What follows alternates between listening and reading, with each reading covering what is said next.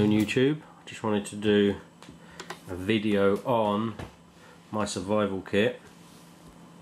I've got a few other videos on survival kits, survival pouches. This isn't a survival pouch, as I always say, this is a survival kit. I think I've only ever done one on my survival kit, and that was a few years ago now, and obviously a lot's changed in it since then. The survival kit's constantly evolving, as anybody that has one knows. So this is my latest one, and it's my most scaled down, compact one with stuff that I think I would definitely need in a British survival situation. Yeah, so this is for Britain because obviously that's where I live. If I was going abroad, I'd put something else in it. This is for British woodland wilderness survival kit. I can't really put it any more basic than that, really, or simpler than that. So yeah, on the outside I've got it, so this is just to go in your pocket and to fit happily in a jacket pocket or cargo pockets without smashing into your leg and being like a huge brick in your pocket. You know, any of those items really need to, that make it that big, need to move to your survival pouch because they're just too annoying. Well, you know, it's all personal preference. This is just for me at the minute what I like. Could change again soon. So on the outside, duct tape. Lots of possibilities for duct tape, plasters. You can cut this down or tear it down, use it for smaller plasters, shelter building, holding things together. Obviously there's a lot of things duct tape can be used for. So I have that wrapped all around the outside just to keep everything a little bit more contained, I guess. You know, for repairing things as well, clothes, tarps. I've used duct tape on my tarps. It's great for that. So yeah, I've got probably a couple of foot of duct tape here, maybe more. A few foot of duct tape. Then, tied below the duct tape, I have paracord. Paracord has many uses.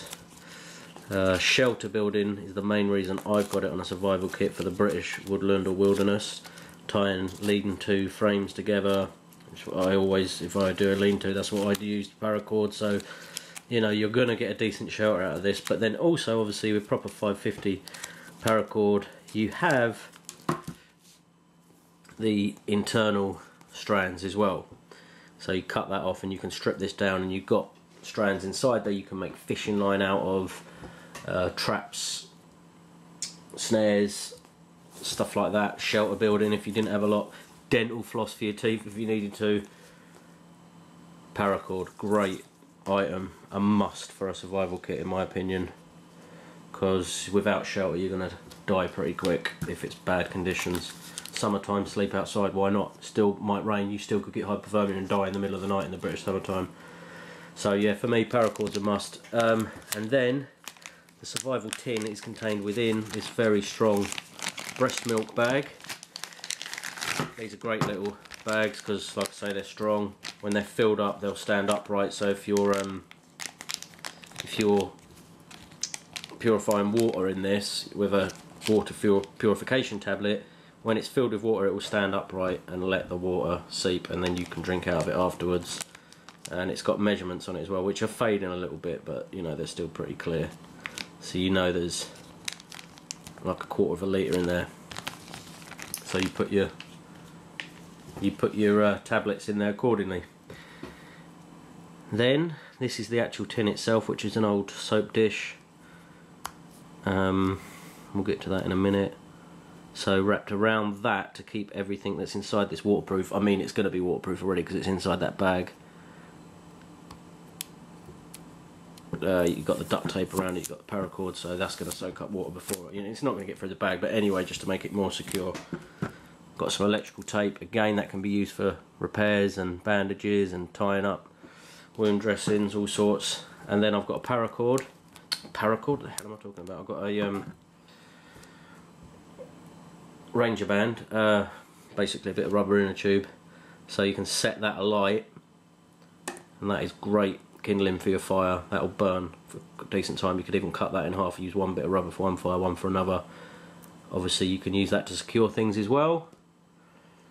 And then we've got this tin, yeah, it's an old soap dish. Now it has got these little bits here for the water to drain out of the soap dish, but you can just quite simply put the electrical tape back around it to make it waterproof, and even a bit of duct tape extra to make it more waterproof for boiling water in over the fire or cooking food in, anything of that nature.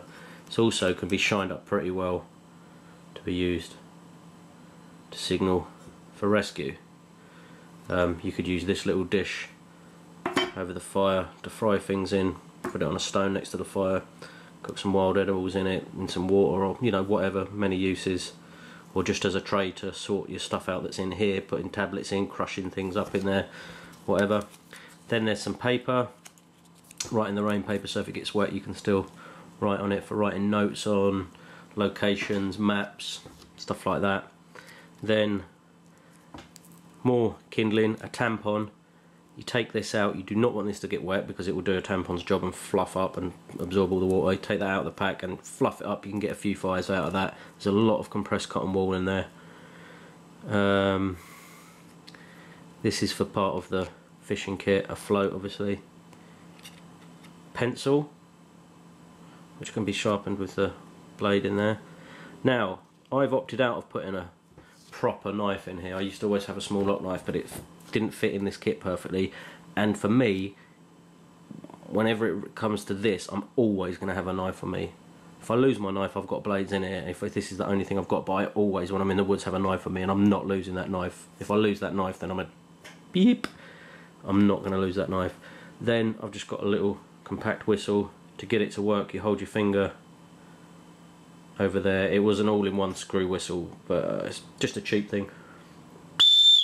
But it's got a nice loud blast. Sorry if I hurt your ears.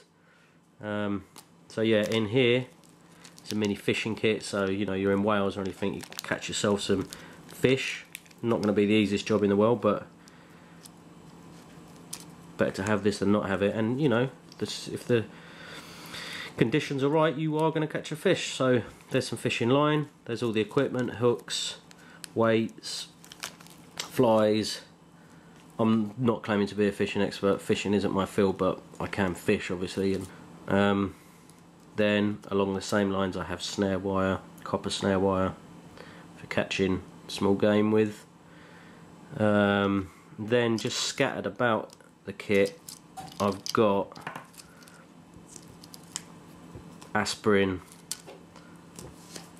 It's mainly aspirin because that's a good all-round painkiller, but whatever. So I think a couple of them are ibuprofen, but yeah, you got pain, just pop a few of these. I am going to add some morphine to this for extreme situations. I haven't put it in there yet. When I put this kit back today, I got some morphine. One of my friends had a bad back, or he'd done something and he had some morphine. I was like, right, give me some of that because I want it from a survival kit. So yeah, he didn't need it. That's a great thing obviously if you break your leg, but in a survival situation you don't want to be drugged out your nut on morphine really. But you know, if someone's with you that needs it. My button compass I used to have in here recently burst, giving off a foul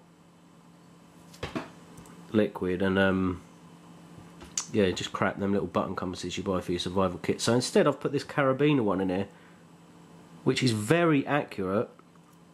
It's got a hard shell and hard glass on the top here, so it's not going to bust in your survival kit.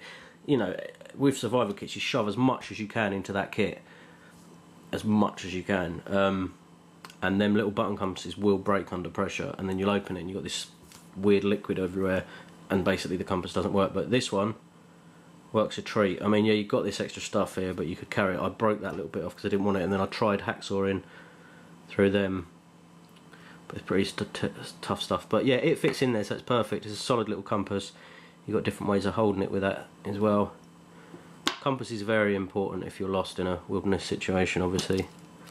Safety pin there for making bandages out of your clothes and whatnot. You could also use this tin as it is, before I forget, because it's got these holes in the side. You could put the lid on that and make char cloth with this, because you need a little hole in your char cloth tins. That's got it to let the smoke out. So yeah, to make char cloth, this tin's perfect for that. In here I've got a hacksaw blade if you had to cut someone's finger off. No, you can cut wood with that. You could cut animal bone, like if you're preparing game. You could cut fish bone with that, whatever. And you could cut wood. You're not going to cut through a tree with it, but you're going to cut through small branches and limbs, making your shelters or whatever. But also, it's the striker for this small ferrocerium rod, fire lighting, obviously. These are blaze orange as well, so you're not going to lose them. And in here, this is about the sort of strength of a normal Stanley knife blade, but obviously longer. So that's for preparing game. You know, all sorts of cutting tools, cutting needs. But like I say, I will. This is one of these Derma safe ones. But yeah, that's more for your close-up work. I'm always going to have a knife on me. I'm always going to have a knife on me over a bloody survival kit because it's on my belt. This could fall out your pocket. You don't want it to, you know. But there's no need for me to have a knife in my survival kit because I'm always going to have a knife on me personally. If you want to put one in yours, fine, you're using it for. Even when I take my EDC bag tonight to work, I've got a knife with me, always. So that's not an issue for me to have one in here as well. Here I've got some sewing needles, various kinds in my. If you check my survival pouch. Now, if you're watching my survival pouch video and I refer you to this for any reason in a comment, then this is the survival kit. So this has the snare wire and fishing kit and stuff in it.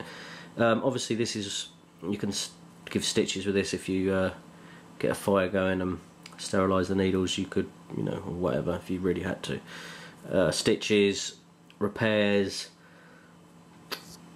camp tasks like sewing together 2 bits of plastic, or I don't know, whatever you wanted to use this for. And I've got various needles in there because they don't take up any room. Then I've got 4 aqua clear tablets. Feel like, yes, they do need swapping out. This is a good idea. Yeah, look, that one's completely disintegrated in there where it's been squashed down, so that'll be changed now. But yeah, aqua clear tablets. 1 tablet purifies a litre of water. I'm going to change them now when I swap this back over.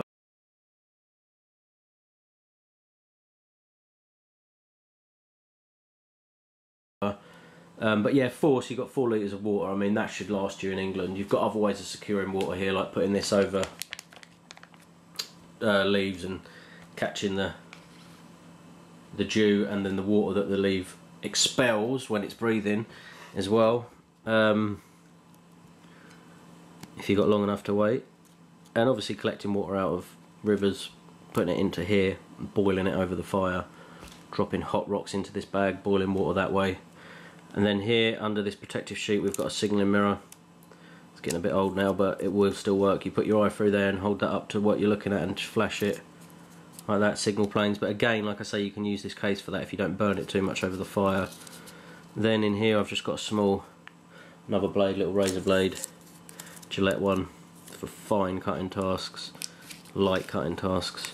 Then I have a couple of plasters, and then I have a moist wipe because they always fit in kits nicely for cleaning any wounds and that you might have.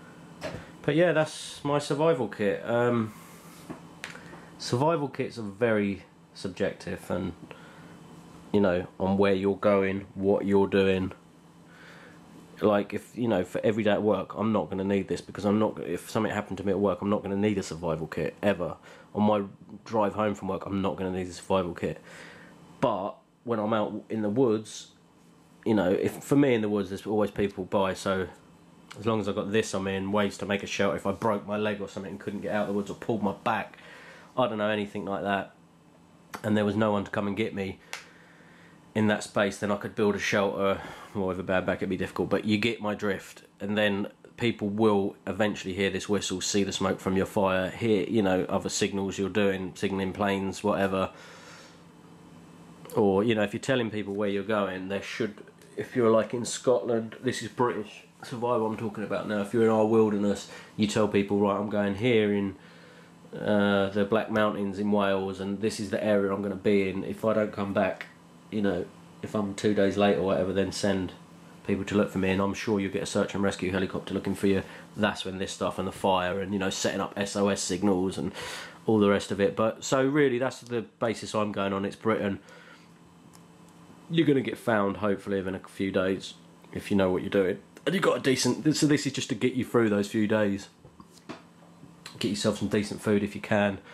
You know, purify enough water to keep you going. Water's obviously much more important in a survival situation than food, unless it goes over the 5-day cut off. You know, you can do without food for 5 days. It's not going to be nice, but you can. Water you need. So yeah, I think that's about it. Just wanted to, so it is sort of an update, but it's also what it is, you know, my survival kit. Hope it helps some people, you get some tips. Alright, thanks for watching.